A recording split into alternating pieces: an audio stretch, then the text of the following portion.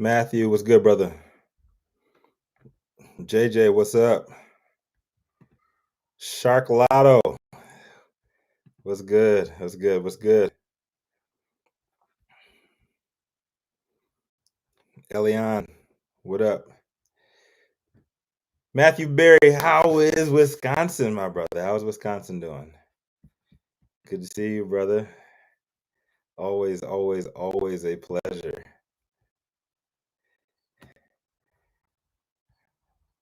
Chi Chi, what's good? Great meeting you in New York. Absolutely. Body PHX, what's happening? What's happening? What's happening, everybody? My name is Rico Lamite. I am the founder of Cannabis Global Decentralized Media Broadcast Network. We are one network, many voices. And you can catch us all around the cannabis industry, every single region, Northeast, Midwest, Southeast, of course, on the West Coast. I'm currently on the East Coast where, unfortunately, there's winter out here. But it is what it is. I'll be back in the streets of South Central in a few days after I get done with this Thanksgiving rituals, all of that stuff. I just got finished giving my little cousins a little bit of an economics lesson. It was pretty cool. It was pretty cool. Taught them about the pros and cons of the American system, what you can do about it, and what you have no control over, and how to game the system. Don't let the system game you. But different conversation for a different day. You can catch us on State of Cannabis News Hour every single morning. We get your daily dose every weekday morning, 9 a.m. Pacific and 12 p.m. over here on the East Coast. And it's me and 11 other thought leaders go over the biggest news stories in the cannabis industry. We run through the stories. Yeah, I am the funkle. I am the fun uncle. We go over the biggest stories in the industry. We debate a lot of stuff. You have conservatives, liberals, you have centrists, if that even is a thing. You have people who doubt everything and question absolutely anything that comes their way, like myself, because I like going down the rabbit hole. I like to challenge the status quo. Today's story, let's get this out here. Boom, get out in front of me. Coming out of Yahoo Finance, and it is, one second, y'all. Boom. Here we go. Yahoo Finance, poor is more. Pot shop chain says low income areas are good for sales. All right, so it's a little bit of a charged article, so bear with me a little bit here. All right, so when you boil everything down in this world, you can argue three things matter most: money, power, and real estate. Anybody dealing with the third item on that list knows that there's an age-old cliche real estate mantra of location, location, location. And when we're thinking and we're talking about cannabis in well-populated areas, could setting up shop in lower income neighborhoods be where operators are finding the most opportunity? Last weekend's Lifton Co.'s Cannabis Expo. Big shout out to Toronto, the T-Dot, all my people out there. It went down. It was the first time. Let me plug this in. Sorry, y'all. So it was the first time since the pandemic began that they had the actual conference. I was able to go out. They actually paid me to go out there a couple of years ago, and it's pretty awesome to see what's going on in Canada and shake hands with some of the cool people out there and learn about their industry. And it's like it's Canada's version of MJ BizCon, so their equivalent. All right, so last weekend's expo, the Canadian equivalent to MJ BizCon, it may have left Ontario operators with some uncomfortable sales trend data to deal with. As the most populated province's retail competition continues to heat up, the number of Ontario dispensaries exploded throughout the pandemic as new shops opened in spaces left vacant by businesses unable to weather the economic downturn.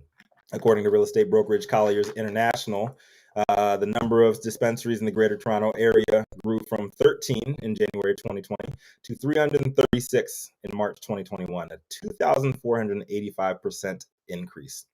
Ontario Cannabis Store, OCS, government-owned monopoly wholesaler, and said the province officially surpassed 1,000 retail locations in August. Crazy. During the retail realities panel discussion discussing consumer trends, executives from the largest operators spoke on rapidly shifting experiences during the pandemic sales boom. Sessions Cannabis boasts 44 Ontario locations. The president and co-founder, Stephen Fry, said that he's got an unpopular saying: sometimes poor is more. He actually said that.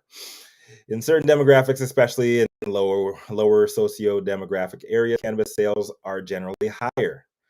He claims that Sessions saw an uptick in sales up to 30% on days government benefits hit customer bank accounts compared to average daily sales days. I look at baby bonus day, check day, pension day. They're the biggest by a lot. Cannabis Express is another Ontario-based dispensary chain. Founder Chris Jones told the panel choosing the right location involves mapping out nearby Liquor Control Board of Ontario, LCBO, and beer stores. He said that usually these types of people, they have high alcohol and tobacco consumption. They're also cannabis users. We love liquor and beer stores, specifically in Ontario. Any store that's in or near an LCB plaza outperforms others. Nova Cannabis has over 70 locations, across Ontario, Alberta, and Saskatchewan. Their COO, Marcy Kiziak, slightly bucked the conversational trend by saying, you can't bring children into a cannabis store like you can a liquor store. So if you want to pick up your cannabis, you can't if you have children. But she also conceded that Nova's core customer base isn't what they initially expected. Originally, we thought there was going to be this kind of, call them white wine crowd. This are actual words here. That's the best descriptor I've got. That's not who it's turning out to be. It's the big bag consumer, buying large format, lower margin products aimed at disrupting the illegal market. Speaking to Yahoo Finance Canada, George Smitherman, president and CEO of Canadian Cannabis Council, said that he's seen no evidence to back up a correlation between strong cannabis sales and consumers in low-income neighborhoods or alcohol. And I can't help but hear a Terrence and Phillip accent reading his quote. I don't like the sound of it. To be honest with you, these are his words. I don't like the sound of it. To be honest with you, maybe it speaks to the fact that successful retail needs to be everywhere because our customers are everywhere. And while I would agree with Smitherman's comments that the official 2021 quantitative sales data has yet to be finalized, the qualitative remarks coming from three of Ontario's biggest bosses shouldn't be ignored. Could these be trends that soon trickle their way down into the U.S. market as adult licenses continue to roll out across the country? Time will tell. But I think it will. All right, so let's get into these questions and we'll break down a little bit of the philosophy behind my thinking on this. But what could this Canadian urban sales data potentially mean for burgeoning U.S. adult use markets? It's a race to the bottom. A lot of these folks that are going for dispensary spaces, look at mainstream America. I always tell people this: like, look at mainstream America. What's going on in mainstream America? You have less and less people with means that are going out and interacting with other people. They're buying things online. Whether it's drugs, whether it is just everyday items, you're buying stuff online. If you can afford the premium, whether it's with DoorDash, whether it's with Uber Eats, talked about that yesterday, and them getting in the cannabis industry, you want instant gratification. Less and less people are going actually to the stores, except in the poorer communities. A lot of people are still going to the pharmacy. They're going to CVS. They're going to Walgreens. They're going to whatever shop it is. They're going in person. And it has to do with a lot of things. And number one thing is access. We don't have a lot of reliable internet, a lot of places with lower income individuals. So you have to go out the door. You have to hop on the bus. You have to walk places. And that's where you're going to have a lot of interaction with in-store brick and mortar purchases.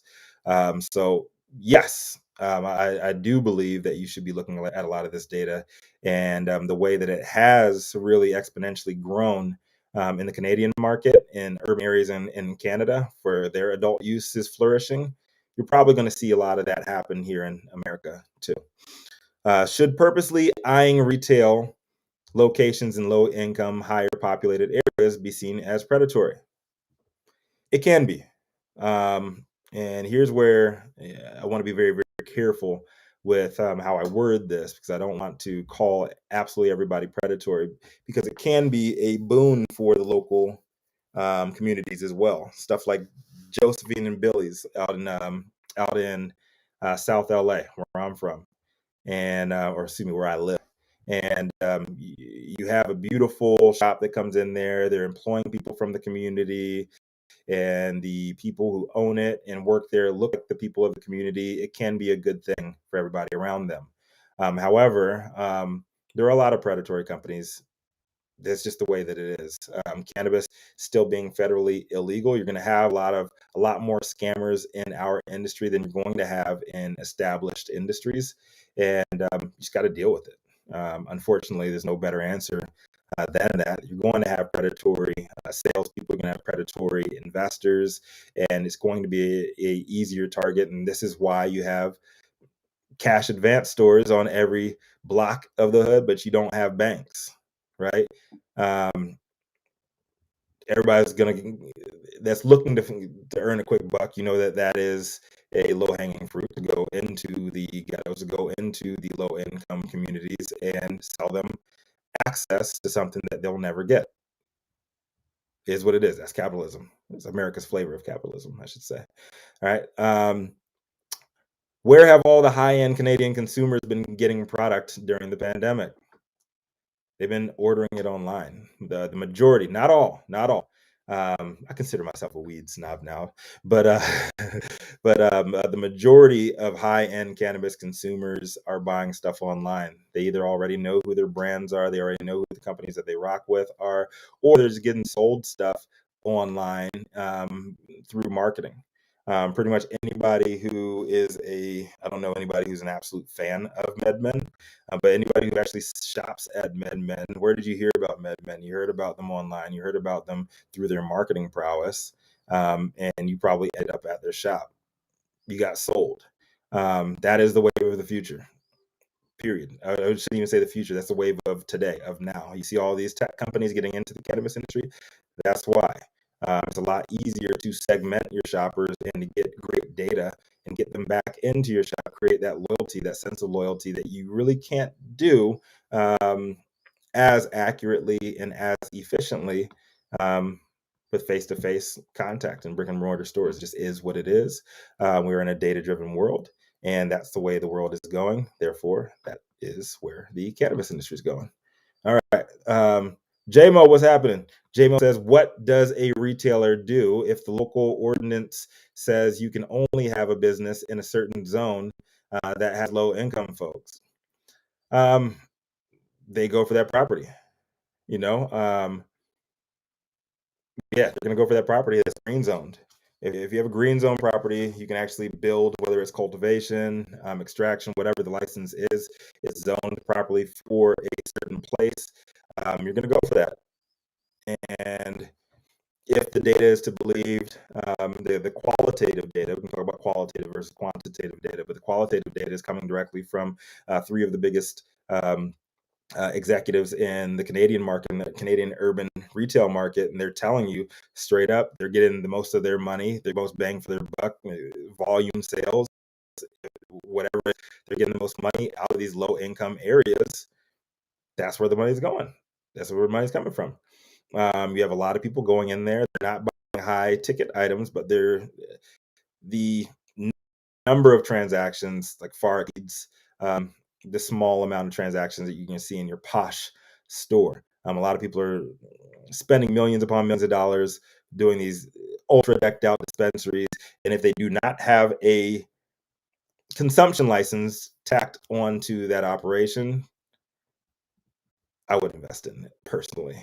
I would not. High-end people are not going to a dispensary to say to marvel at the marble floors, to compliment, this beautiful oak banister here. They're going in there to get fucking weed. Period. So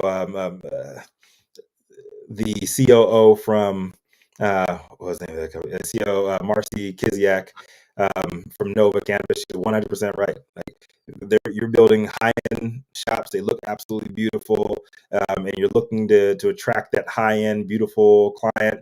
Chances are they're not going to be going into your dispensary um, to buy cannabis. There are other ways to get around that. Um, I highly recommend people dive into the educational side of that because a lot of people with deep pockets, they want to learn stuff. Make sure you have good education, you have good information to give people, and you can sidestep a lot of that downside when it comes to actual retail sales in your store, and you can build a better customer base by being the person that is known as the go-to for education, for good information, whether it's inside information or it's general information. You know that you have a good source for that and go to along the way. So not all is lost, when you're looking at the low income areas. Um, but just know that if you want to have a dispensary in a high end location, chances are it's not going to be a dispensary 5 years from now. Just saying. I hope I answered your question to the best of my ability, JMO. For those of you over here on my Cannavision feed, JMO Caviar Gold over here asked, what does a retailer do if the local ordinance says you can only have a business in certain zone that has low income folks? You go for it. If you're going for that license, you're going for that play, and you have the money to do that, whether it's to flip that license or whether it is to actually build something and hope for generational wealth. Like if you have access to that and you have the means to build it, go ahead and build it. Just know the risk that you're taking on, and know that future results are not, or excuse me, past results are not indicative of future performance. So you have no idea what's going on with politics. You have no idea what's going on with the city ordinances. One thing that we dealt in Los Angeles, they went, I think, from the 600 to 800 feet, being close to schools, churches, and certain areas in the city. If that changes, you're screwed either way, right? What happens if a charter school pops up within a certain amount of feet of your dispensary? You have to know your local municipalities' rules and regulations around that, because nothing is uniform in this shit. It's crazy. All right. So it is what it is. People are gonna make money regardless. They're gonna make money off of the hood, and data don't lie. People in low income areas are a lot less to invest that money. They're a lot more apt to spending it, and they're gonna be spending it in these dispensaries, and they're gonna be spending it on products. So if you're gonna try to get a successful launch, the positive side of the story is go into low income areas, go into um, places that are highly populated. And that's where you probably want to launch a product. And you can get a lot of data out of that. You can get a lot of feedback from that. The good thing is people in those areas are going to tell you if your shit is terrible. They're going to tell you if it's great. They're going to be a lot more honest with you and a lot open with that. And I would highly argue that qualitative data might be even more important than quantitative data. The difference being, qualitative data is EQ. You're going, you're talking with people face to face. You're getting that information directly from them. It's not as reliable as quantitative data when it comes to the actual what people are buying, when they're buying it, and all that kind of stuff. However, the qualitative piece is absolutely paramount to being successful because it tells the full story. All right, you can take all the quantitative, you can take the numbers, you can take the charts, you can take the trends, like all of that stuff, all that top down stuff, and it still does not tell you it doesn't tell you the why, right? It tells you what, it can tell you when, it can tell you where, but it cannot tell you why. And what does tell you why is people. Whether you believe them or not, that's a whole another story, but people can tell you like, oh yeah, I bought your product because it showed up on my Instagram feed. I bought your product because this cool person as an influencer was consuming your product, and I thought I should consume your product too. Um, but if you're just looking at the numbers behind the scenes, you're like, oh, you have no idea why this person bought your product. You might even be able to track where they saw the product first. You might be able to track where they saw it second, third. You might be able to track what other products they're looking at, but you cannot tell definitively why they bought that product, and you're not going to ever find that without qualitative data. And the qualitative data is exactly what these executives were giving out on this panel at Lift and Co. And you should not ignore that qualitative data. I think it's just as important, if not more important, than the numbers, because the numbers, you can ride numbers all day, but if you want inside information, this is why insider trading is so dangerous, because these numbers are not out. These numbers are not public. But if somebody on the inside of any kind of investment gives you information that's going to give you an edge that other people do not have and other people do not have access to, and giving you an unfair advantage or a fair advantage if you're talking about investments in the United States. All right. 40 tons. What's happening? Mama Bear in the place. Mama Bear. What's happening? 33 money. What's happening, Corey? Answer my email, brother. Answer that email. Clay 9 in the place. My people, my people. Green Centaur Collective. Honeycomb. Hydro LLC. I like it. Honeycomb Hydro LLC. What's happening? J Mo, my peoples. Matthew Berry, my brother. 20 plus years, man, right there. D Lev, what's happening? Gerald Moore Jr. in the place. Body PHX. CC Canison, what's happening? All right, here's a good question. All right, another question here. So, what happens if you bought into a dispensary cohort and they're looking at all high-end dispensary locations? All right, I don't know. It depends on where you are, what you're doing. Just know that you're probably, if you don't have a consumption lounge license, or your municipality that you bought that license and you bought into that license in, if they don't have a dispensary license that is attached to a consumption license, then I would personally, what I would do is I would probably look to cash out at some point once you make some good money off of it. Just know that long term, people are not going into stores, especially in the bougiest areas of town. I would love to see, like stuff like Sherbinsky's. That's awesome because you have some street culture. And say what you want about Sherbinsky, say what you want about cookies and all that, but if you have street culture coming out and they're actually putting stuff in high end places, I think that's pretty cool. You have a crossover opportunity there, and I think the data is going to show a little different with those stores. But if let's just say it is CC's Coco Cannabis shop in Times Square, right? Or in, I don't know, on Rodeo Drive. You somehow get this license and you want to open a dispensary there. If you do not have a consumption license there, you're going to go broke.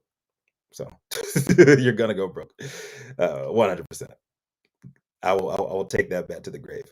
I would look into flipping that license. I would look into cashing out, like once somebody else has FOMO with deeper pockets than you and buys out your dispensary that you got into for maybe $1 million, and somebody buys that out for 15, 20 $million, call it a wash. I just would not personally, this is me personal. I would not hunker down about a huge chunk of my money into something in a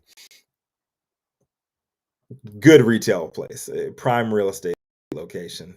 And it's just because there's not long game in that. If you're in it for the short game, it's okay. But if you're in it for the long run, chances are you're not going to make much money off retail there. Hopefully you're using the space for other purposes too, that you can have drivers of your revenue. And just lastly, I mean, just look at the trends. Look at the buying trends. Look at the everything across the board. You're just not going to be in a position that is favorable 5 years from now, and you're looking to lose a lot of money if you're just going to be looking for more retail sales. Like, you can have a lovely place, absolutely beautiful, and knock anybody who has those dispensaries in those places right now. You could be making money right now, but the way the trends are going, like less and less people are buying absolutely in the store.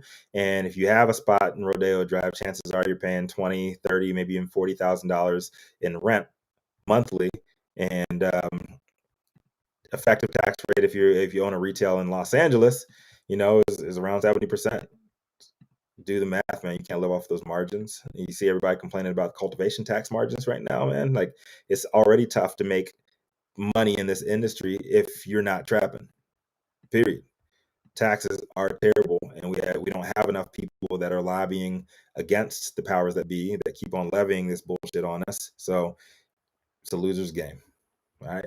So MaryJanes.va, what's happening? Where you we? Hey man, what is up, brother? How you been, man? Long Beach is in the building. What's good, G? What is good? All right, so this is Rico Lemite. Definitely appreciate everybody tuning in across both IG channels, on YouTube, on Twitch, on Facebook, all of that. I am the dopest dad in the universe out here on the East Coast, just for a couple of days here through Thanksgiving. I'll be back where I don't have to wear my hoodie every single day. But please, please, please check out the new hoodies, man. This is one of my blanks right here. This is one we actually made for the Stone Age. Great screen printing on the back of it. So this is actually on hemp. So hemp hoodies feel like nothing you felt before. They feel better than Yeezy. They feel better than Tom Ford. They feel better than Supreme. And we have the proof of that too. Blind taste test, field test. You have embroidery, like all that stuff on them. You can find them www.maisontight.com. You can actually head over to our page over there, Maisontight, AMAISONTIET. Thank you everybody who came out to our New York City Flatiron District launch last week. It was an absolute blast. So it was fantastic to see all of my East Coast people. Fantastic to see all of my people I haven't seen since college, haven't seen since childhood. Everybody who came out, definitely appreciate all of you. And just please support. Got good stuff, got good merch. Stuff for the fellas, stuff for the ladies, got all of that stuff. So just remember, man, hope everybody's having a good week. Not getting into deep with your family yet, and you're prepped for that. And remember that when you're going on that walk, you have your courtesy pouch, man. You're gonna go on that walk with your cousins, the infamous Thanksgiving walk. When you come back all bloodshot eyes and everything, we have a way to silence the loud. Magnetic closing. These are patented as well. Odor-proof, waterproof, airproof, hater-proof, all that shit. So make sure you guys hop on that, man. Hop on that. Support good business. Look us up. And you guys look around and ain't no place else to turn. You can always turn the fuck up. I love you guys all. Make sure you guys hug your mamas, kiss your daddies, and love on your babies. And I'll see you guys tomorrow morning. State of Cannabis NewsHour, 9 a.m. Pacific, 12 p.m. on the East Coast. We can get your daily dose on Clubhouse, 17,000 members strong and growing. All right. Love y'all. See y'all tomorrow. And I'm out.